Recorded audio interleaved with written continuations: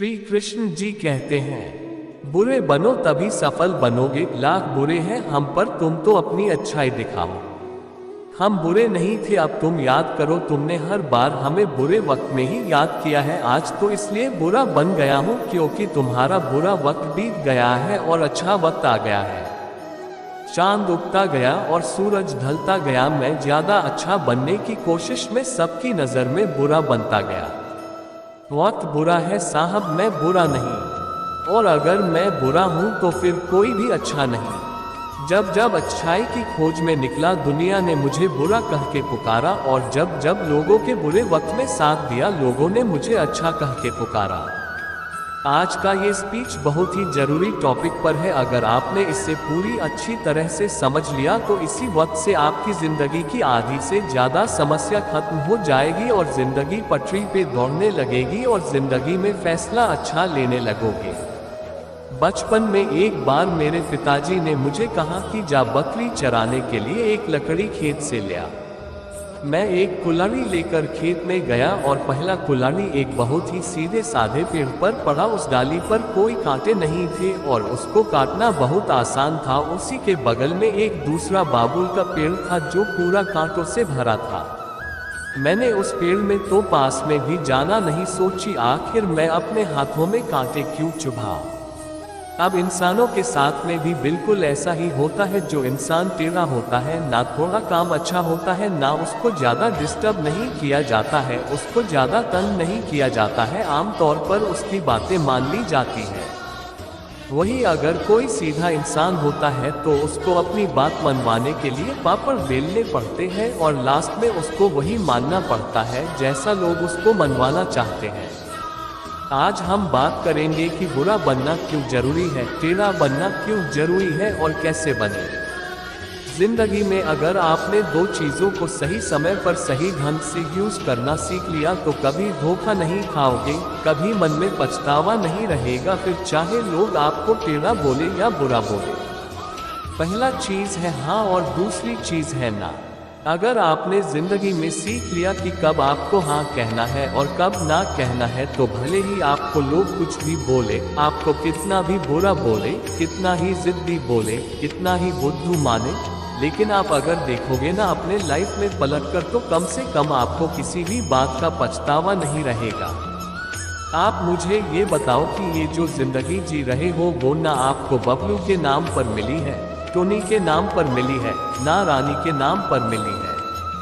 ये जी जिंदगी है आपकी, वो आपके अपने खुद के नाम की मिली है। ये हमारे बाप के नाम की भी नहीं है, उनको अलग जिंदगी मिली है और हमें अलग जिंदगी मिली है।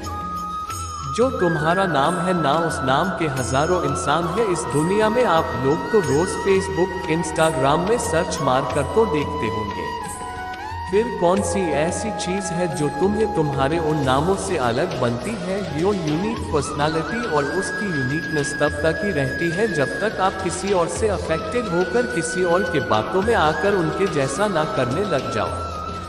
जिस टाइम पर आपने अपने यस और नो वाले डिसीजन को गिव अप कर दिया ना, उसी टाइम आपकी ये जो यूनिकनेस है खत्म हो जाएगी। अगर आपको लग रहा है कि कोई काम आपसे जबरदस्ती करवाई जा रही है और उसमें आपकी खुशी नहीं है और वो आपके नजरों में गलत है, तो उसको वहीं पर गुड बाय बोल दो। लोग आपको डेरा बोलेंगे, बुरा बोलेंगे, बोलने दो। आपका जो डिसीजन है ना हाँ बोलने का और ना बोलने का, वो टोटली आपकी मेंटेलिटी पर डिपेंड करना चाहिए। अगर आपको कोई आग में कूदने को बोलेगा तो कूद जाओगे क्या? नहीं कूदोगे ना। लेकिन अगर कोई आपका टाइम बर्बाद करेगा तो उसको अलाउ करते रहोगे क्योंकि उसमें आपको तुरंत नुकसान नहीं हो रहा है। लेकिन अगर आप उसके कहने से आग में कूद जाओगे तो उसमें आपका तुरंत नुकसान हो जाएगा, तुरंत जल जाओगे। इसमें एक बात निकल कर आई कि आप ज्यादा दूर की नहीं सोचते। आप सोचते हो कि कोई प्रॉब्लम नहीं है, जैसा चल रहा है वैसा चलने दो। वही अगर आप ये सोचोगे कि यही टाइम की बर्बादी लॉन्ग टाइम में आपको कितना नुकसान दे सकती है, तो आप आज से ही गप्पे लड़ाना बंद कर दोगे, दूसरों के फालतू के कामों के लिए टाइम वेस्ट करना बंद कर दोगे। आपको ये लगा है ना कि अगर मैं मना कर दिया तो अगला इंसान मुझे गलत सोचेगा या फिर कभी मुझे जरूरत पड़ेगी तो साथ नहीं देगा। ये जो अकेले होने का फियर है ना, वही लोगों के हाँ को ना में और ना को हाँ में बदल देता है। और बदले में आपको क्या मिलता है? समय की बर्बादी। और सामने वाला का काम निकल जाता है, वो अपना फायदा लेकर निकल लेता है और तुम पछतावे को लेकर बैठे रहते हो कि काश उस दिन मैं ऐसा नहीं किया होता। टेढ़ा बनना बहुत जरूरी है भाई, नहीं तो खड़े खड़े बिक जाओगे। अगर आप सॉफ्ट टारगेट रहोगे ना किसी के लिए, तो वो आपको पहले ही निशाना बना लेगा। हाँ, मैं मानता हूँ कि सॉफ्टनेस जरूरी है दिल में, पर इतना बेवकूफ बनना जरूरी नहीं है कि अगला व्यक्ति कुछ भी बोल जाए और आप आंख बंद करके उस पे भरोसा करते जाओ। आप ये देखो कि अगर अगले व्यक्ति का नुकसान होता आपके साथ, तो वो रुकता तुम्हारे साथ। अगर मैं ठीक उसको वैसा ही करने को बोलता जैसे वो मुझे करने को बोल रहा है, तो क्या वो भी मानता मेरी बात? क्या सामने वाला भी हमारी टाइम की इज्जत करता है, या केवल मैं ही उसके लिए अपना टाइम बर्बाद कर रहा हूँ? जैसा वो बोल रहा है वैसा करने से मैं किसी को हट तो नहीं कर रहा, या मेरी इज्जत की तो वोट नहीं लग रही।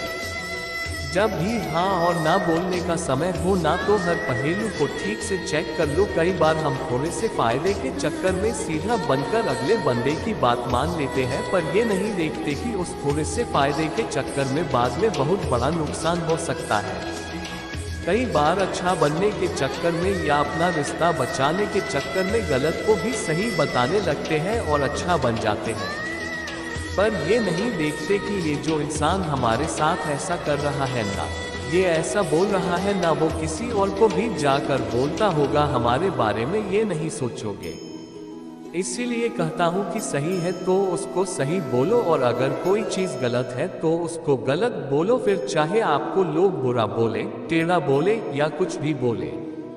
लास्ट में मैं एक ही बात बोलना चाहता हूँ। कहते हैं कि अच्छों को दूसरों में अच्छाइयाँ और बुरों को दूसरों में बुराइयाँ ही नजर आती है। इसलिए अगर तुमको कोई बुरा बोले, टेढ़ा बोले, तो उसके बातों का नहीं बल्कि खुद के ऊपर ध्यान देना कि क्या तुम सच में बुरे हो। किसी को माफ करके अच्छा बन जाओ, लेकिन किसी का स्वार्थ पूरा करने के लिए बेवकूफ मत बनो। चाहे दूसरों के नज़र में अच्छे बनो या बुरे, बस ऐसा बनो कि कोई तुम्हारे जैसा ना बन पाए। और अगर अच्छा बनो तो बेवजह बनना, कोई वजह से तो हर कोई अच्छा बन जाता है। और एक चीज को दिमाग में हमेशा रखना, कुछ ऐसा जरूर करना कि जिससे दुनिया में देश का नाम हो जाए और देश में आपका नाम हो जाए। दोस्तों, अगर आप भी श्री कृष्ण जी के सच्चे भगत हैं तो चैनल को कर लीजिए सब्सक्राइब।